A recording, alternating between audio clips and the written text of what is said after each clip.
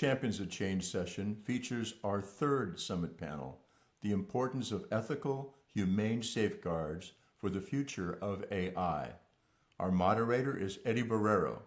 He's the Chief Information Security Officer at Blue Shield at California at the time of the summit, but is now Senior VP, Chief Information Officer at Stellaris. Our panelists are Dr. Jose Morey, Chief Executive Officer and founder of Astra Media, LLC, and Don Heider, Executive Director at the Markkula Center of Applied Ethics at Santa Clara University. I trust you'll learn and be inspired from this panel discussion. I encourage you to share the information with people that can benefit. Reach out to me if you have any questions, would like to have me as a speaker, or you'd like to get involved with our programs. Thank you.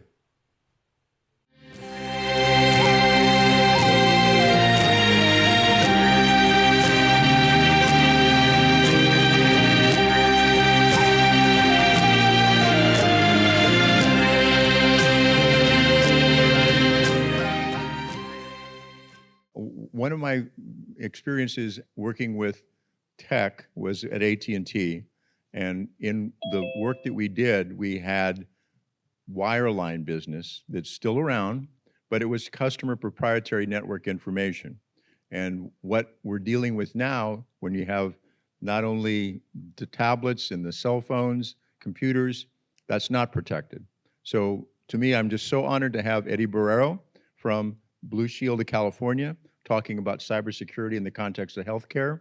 We're going to have virtually joining us Dr. Jose Morey with his Astra Media, and then a gentleman that works at Santa Clara University at the Markkula Center for Applied Ethics. Don is going to let's take a look at talking about slides, taking a look at the need for ethics when we look at technology. So, gentlemen, I'll turn that over to you. All right. Well, can you guys hear me? Everyone hear me okay? And do we have Jose yet? Jose's We got him. I'm on. Great. Awesome. So my name is Eddie Borrero. I'm the Chief Information Security Officer for Blue Shield of California. I'm also an IT executive that runs a lot of our technology teams. And with me I have two distinguished gentlemen. To the left of me is Don Heider, Executive Director of Markkula Center of Ethics at Santa Clara University. And on screen you have Dr. Jose Morey, CEO of Astra Media, joining us virtually. Say hi, Jose. Hey, everybody. Say hi, Don. Hello. Yeah, all right. I'm going to just kind of talk about Don and Jose really quickly. So Don is the Chief Executive, as I mentioned, at Markkula Center for Applied Ethics at Santa Clara University. He's responsible for vision, strategy, fundraising, and leadership. In addition, he serves as John Courtney Murray's San Jose University Professor of Social Ethics and holds an appointment as Professor of Communication. Formerly, he was the Dean of the School of Communication at Loyola University in Chicago, Associate Dean of Philip Merrill College of Journalism at the University of Maryland, College Park, and as Associate Professor of Journalism at the University of Texas at Austin. He won 5 Emmy Awards during a decade-long career in television news. He is an expert on ethics and virtual communities. So, give him a round of applause. Thank you. Thank you. And then on Zoom, we have Dr. Jose Morey, Eisenhower Fellow and co-founder of Ever Medical Technologies. He's a health and technology keynote speaker, author, and consultant for NASA, Forbes, MIT, the United Nations World Food Program, and the White House of Science and Technology Policy. He is considered the world's first intergalactic doctor and is often featured on Forums, Univision, CNBC, and NASA 360. He's coined Puerto Rico as the future Silicon Island, as appeared in Forbes, the weekly journal, Reddit, and Hispanic Executive. Additionally, along with Frank Carbajal, he is co-author of the Latinx Business Success by Wildly Publishing, recently highlighted as #1 on Amazon, available at Amazon, Barnes & Noble's, Target, Kindle, Kobo, and more. So let's get a quick round of applause for Jose.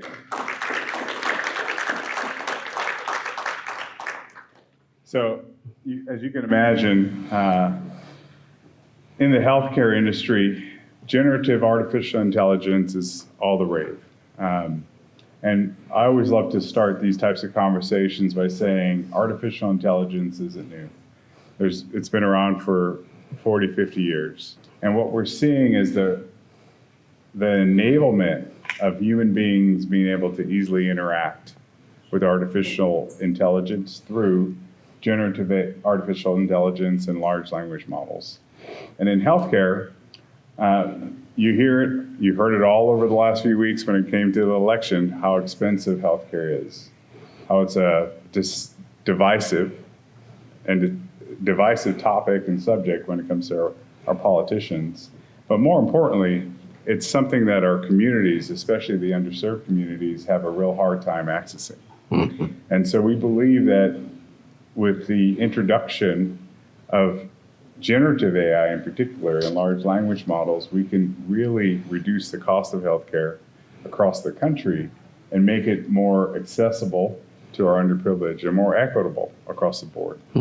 So that's how I come in this. And my role at Blue Shield of California is to ensure that when we implement technology, we do it in a safe and secure way, it's compliant, and it's equitable across the board. I am one of 3 members of our artificial intelligence governance body that head up our adventures, I'd like to call them, our experiments around how do we change healthcare for the good with generative AI. So with that said, maybe I'll start with you, Don. Please give us an overview of the concerns and or the dangers you see as AI grows, especially in the healthcare industry.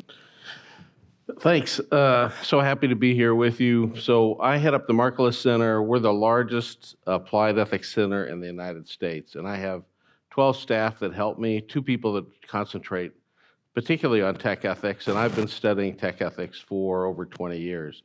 So you're right, AI is not new, and but generative AI is new, and it poses a lot of new threats to us as we move forward. I think I have a slide here. You got the title slide now. You want to? Yeah, can you move forward? You mind if I stand up? Will it mess up the cameras or anything? So you know, a few of the questions are from the technical safety. For instance, will AI systems work as promised, or will they fail? We've all heard stories about self-driving cars hitting people, right? And so that is just one example. If you think about what if a generative AI system is operating or your city water system or a defense system, right? And it goes wrong, it goes haywire in some way, that's a serious technical failure. So we can think about autonomous cars and other situations where this could really be serious. Some of the other risks from AI that we've already heard about, that you may have already read about in the news, are the bias in the data. So I don't know if you've heard the saying, garbage in, garbage out. So if you have to train the AI with data. So if the data is biased in any way, or it's only one particular set of people represented in it, that's going to be represented in what the AI puts out. So for instance, in facial recognition software, it's been very poor at recognizing not white males, basically. And so that bias in data is a real threat. I'm sorry, I got to step forward a little bit more. The algorithm itself is written by humans, so it's inscribed with certain biases from whoever wrote the AI. Can I jump in? Yeah, please. All right, so how many of you are familiar with how data is being used in the healthcare industry to kind of create assumptions, help assess? So long story short, all the data in the medical industry was collected mostly from white male individuals throughout time. And so when you think about how a doctor diagnoses you with symptoms and says you have a particular problem, that study and their understanding of what that disease or issue is comes from a pile of data that was mostly white male driven. And so there's not a lot of women data or female data in healthcare analysis. There's definitely not a lot of cultural and a diverse data from different ethnicities in healthcare data. And so when you think about bias, doctors and the way they diagnose you have learned from a set of data that's been biased from the very beginning. And part of the challenge and concern is that if we're using artificial intelligence to take that same data and do an analysis of your health, it's probably biased from the start. And if you think about something like ChatGPT, these generative AI, it's basically going out, it's a large language model, and it's scanning everything on the web. Well, how much of the information on the web is accurate and truthful, right? Not all of it by far. And so it's taking any bias that's on the web that it finds, as long as it matches the search, the query you put in, and it's just passing it along to you. It cannot analyze, it cannot tell you fact from fiction. First question I asked ChatGPT is, who founded the Markkula Center? And it actually made up a name. So it's terrifying. I laugh, but it's a bit terrifying. And the scientists who have invented it don't really know why it makes up things. And so it's going to get better as it goes, but bias is one serious issue. Another is the companies are not transparent about how the AI works. So we can't see how they have programmed it, so we can't sort of analyze it. So, and AI also has the capacity to gather thousands and thousands of data points on each one of us. And a big question is, did we consent to that? The answer is, in most cases, no. And so this is another big issue that's going to be even bigger over the next few years is, who controls your data? You know, about all the information that's gathered about you. Think about your automobile now. It sends to the car company, in most cases, thousands of data points about how far you drive, how fast you drive, if you're in an accident or not, and you probably didn't sign anything to consent to any of that information. And the healthcare system has actually been one of the best at trying to give you control over your healthcare data. But what if there's a data breach? And there's a data breach, about every 3 or 4 days from some company in the United States or around the world.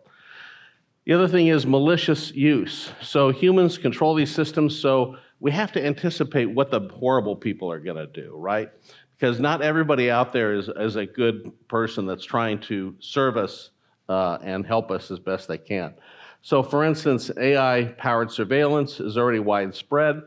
What will totalitarian regimes do with that surveillance information? AI is also very good at computer hacking.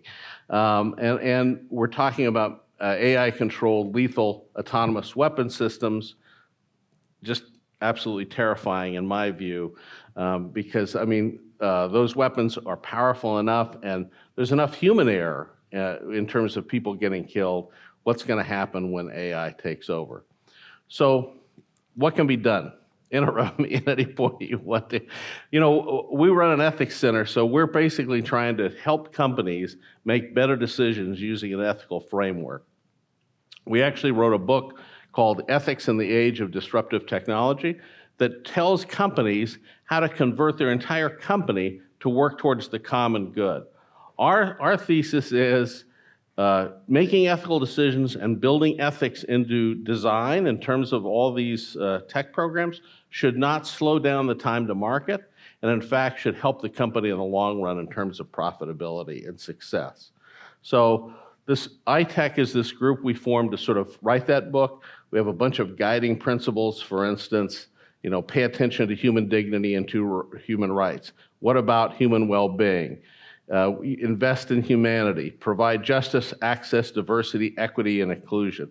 The earth is for all life. We were just talking in the back of the room. We did a conference about a week ago on AI and its environmental impact because it's huge, generative AI. It uses a tremendous amount of water and energy. And how are we accounting for that? Well, just to kind of give you an example, let's do a Q&A here. How many people use ChatGPT or have ever used ChatGPT? How much water do you think one query to ChatGPT takes? I'll give you some options. A cup, a liter, a gallon, Those are three. Take a guess. It's a liter per query, but it's a lot of water. So imagine millions of people using ChatGPT, and so the data centers that are powering kind of the power behind generative AI is consuming power on a scale that we've never seen before. It's also consuming water on a scale that we've never seen before. Water is very easily recyclable in a data center, and so there's some things going on there to conserve, but power is something that we're really scared about. What is it going to be like in 2 years when it comes to power consumption across the United States? If you're a Californian, you're not unfamiliar with power outages due to fires and power consumption in the summer. Scale that up by 10 easily. And where will the new power centers be built?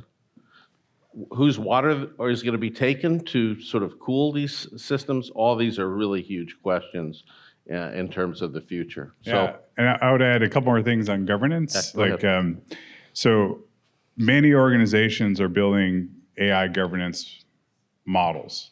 You have governance teams, you populate them with experts like myself, data scientists, et cetera. One of the things we're doing is integrating our diversity, equity, and inclusion experts into our generative AI explorations. And it was a great move by our general counsel who heads up our diversity, equity, and inclusion work. She pushed very hard to say, let us get into the experiments, let us be part of the discussions and decisions around what moves forward, because they are generally the experts when it comes to bias, especially through a diversity lens. So there's that, and then there's government involvement. You'll hear about this in the news. The federal government, state governments are all coming up with new laws, bills, proposals to control how and if generative AI is leveraged per industry.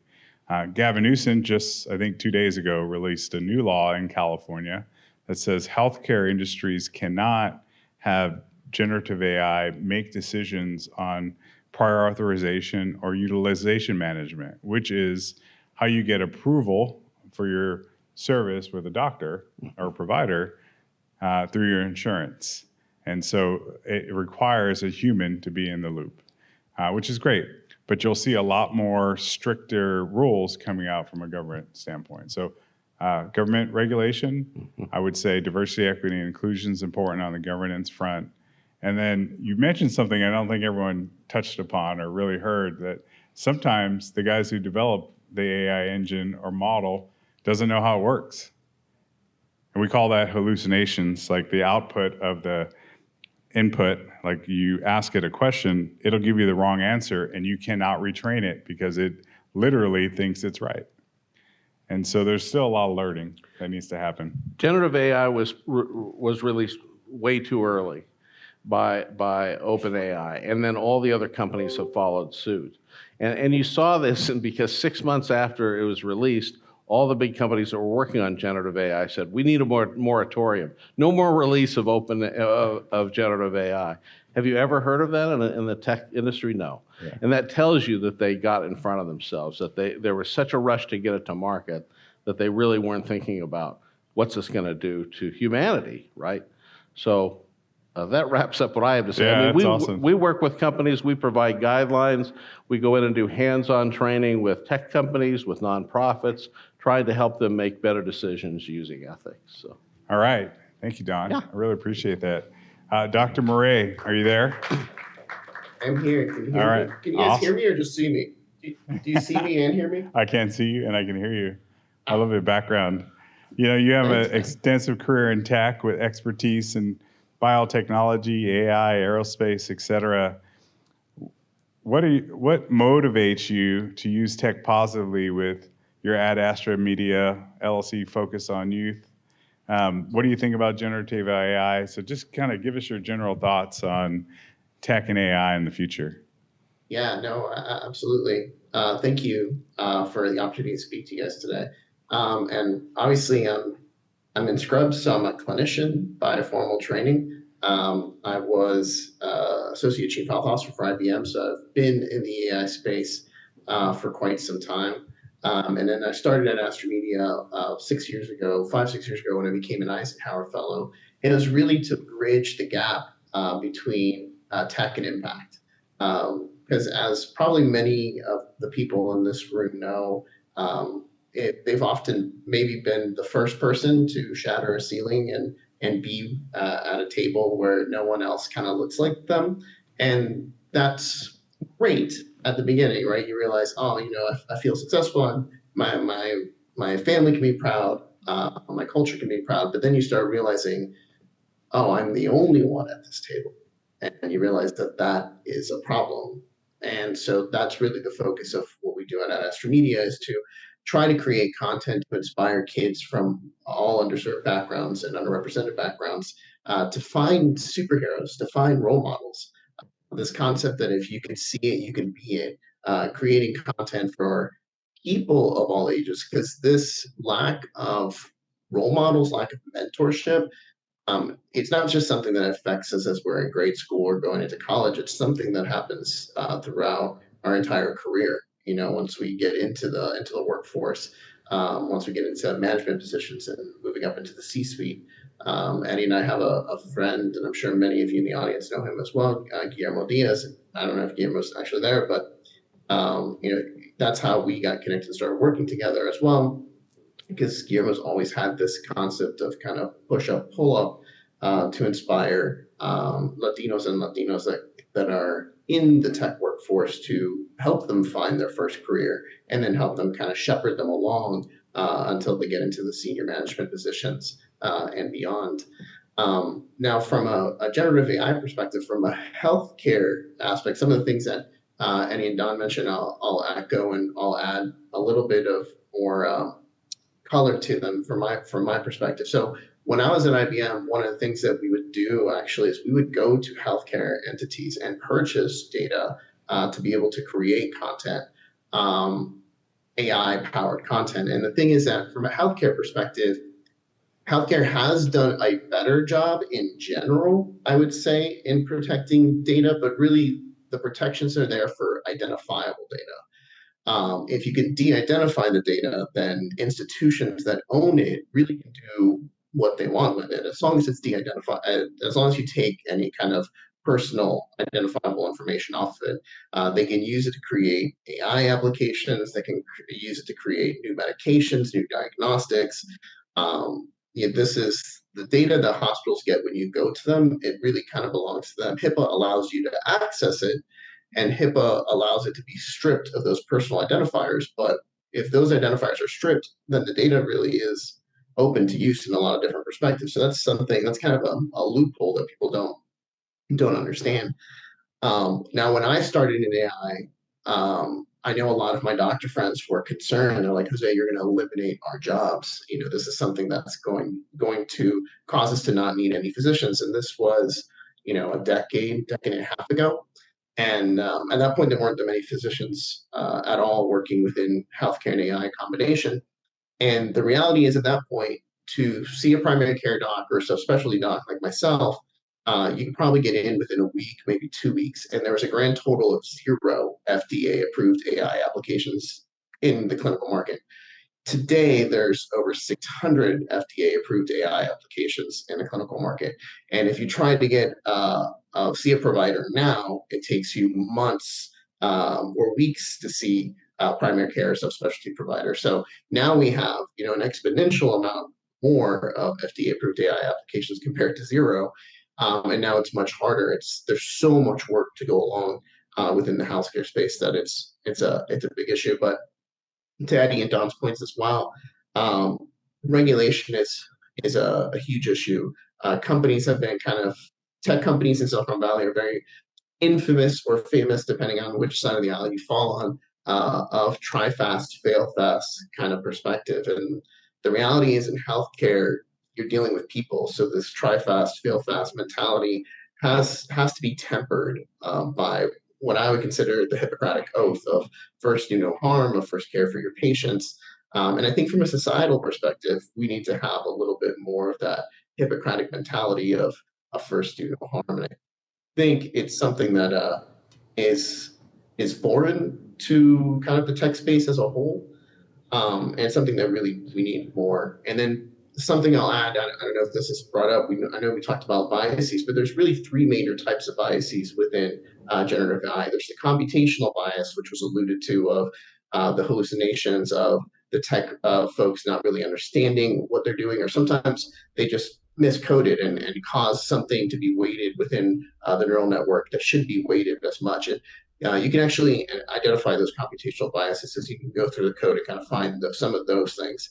But then you have the human biases. We talked about kind of the data sets that were utilized. And then there's systemic bias, which also adds to that too. So the systemic bias is, where did that data come from? How did that data, how was that created? I kind of give an example, really easy one. If you had the Nazis create an AI, with their perception and the way that they would gather data, what would that AI look like, right? So if you have a systemic bias within a culture on how you're acquiring that data set, then that can actually perpetuate an inequality. And that's the thing. AI actually magnifies inequalities, or has the potential to magnify inequalities, if you're using systemically biased data. And one of the things from Matt Astra, why we're doing what we're doing, if we can inspire kids from diverse communities to go into these tech spaces, then that will hopefully balance things out. Don alluded to the facial recognition software. There's a great book by Dr. Joy Bololini, Unmasking AI. They turned it into a documentary, which I think is still on Netflix, called Coded Bias. If you haven't seen it, check it out. And the reason that the AIs were identifying white males more so than anything else appropriately, and then misidentifying almost all Black and brown people as potential criminals, because those AI applications were being used in police departments, was because the data sets they used for like normative citizens was like 98% white male, and then the 2% of Black and brown faces they were only using from databases of police departments, so of known criminals. So they used those databases as the ones that they were training as the Black and brown faces. And they did a test against the Congressional Black Caucus and identified all of them as potential criminals, or I think it was like 95% as potential criminals. And these were applications that were already being used in real time by police departments.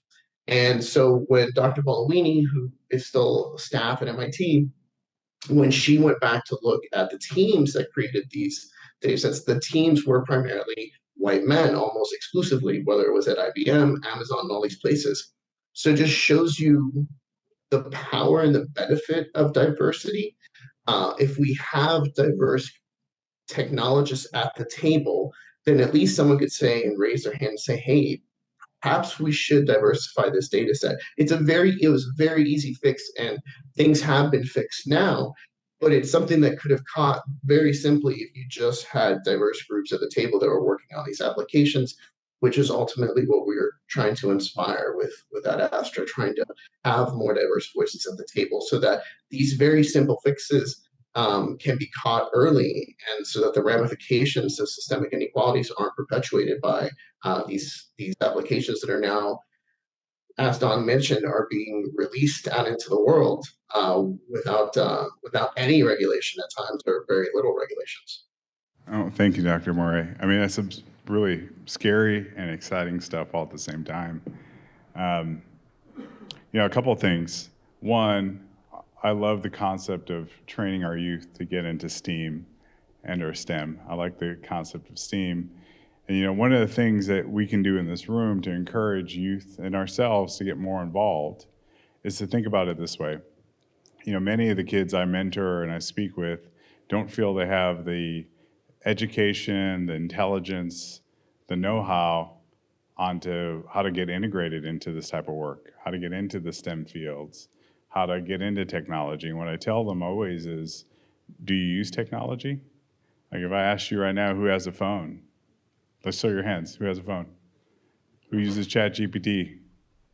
Who's excited about AI? Yeah, all of you are users of technology. You could design technology. You have thoughts, opinions, ideas that need to get incorporated into how we work. And to Dr. Morey's point and how we've been discussing AI today, like the data behind it is really important. And if we don't get our diverse views into the data sets that are being used, we're going to have some really bad outcomes. And he mentioned the data being used for brown and black people came from our correctional system. Imagine that. And how that led to profiling issues and all the riots and things you've seen in the news. It's because of that data set. So, and people, have their own kind of incentives, but if it's sparked by data, what difference can we make in the future if we get it right now? So with that said, I know we only have a couple more minutes, but maybe Don or Dr. Morey, you guys can share any thoughts you have on what the audience can do to make a difference. Well, I think read and be aware as much as you can. One of the things we're doing at Santa Clara is we're integrating generative AI into the classroom. Now you say, well, you just told us how horrible it was and the problems with it. But we do that so that students can see what the shortcomings are. It's also an incredibly powerful tool that can be used for good as well. And so, I think the more we self-educate, the more we try it and see where it succeeds and where it fails, I think we're going to be better off. So, thanks, Don. Dr. Morey, any final parting words on that? I would echo Don's sentiments and yours. Obviously, I'm on the same boat for the STEAM over STEM perspective. I think there's such power in arts to really bring out the humanity of this. And that's one of the things that we tend to forget. Sometimes we're in tech spaces and we forget about the human component of things. I think that's why it's so important to have that artistic perspective combined into anything we're doing or creating, because that's something that's very uniquely human. And to Don's comments, I completely agree. Education. Educate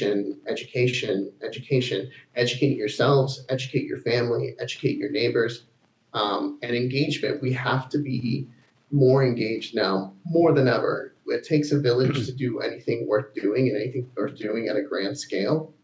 So be educated on what AI is, what it is not. It is a tool. Tools are used for good or used for ill, depending on who's using it. So make sure that we have enough people that are pushing towards the side of good, because there's plenty of people that are going to be pushing the opposite direction. So we have to be more engaged and more active in educating ourselves, educating our kids, educating our neighbors, and interacting with each other on a human perspective, because ultimately conversations, connections, that's what's going to win out at the end of the day. Well, good to see you virtually. Thanks for the words of wisdom. Thank you, Don. And before we lose Dr. Intergalactic, if you gentlemen would stand over here so we can get no problem. Thank you all for the time. I appreciate it.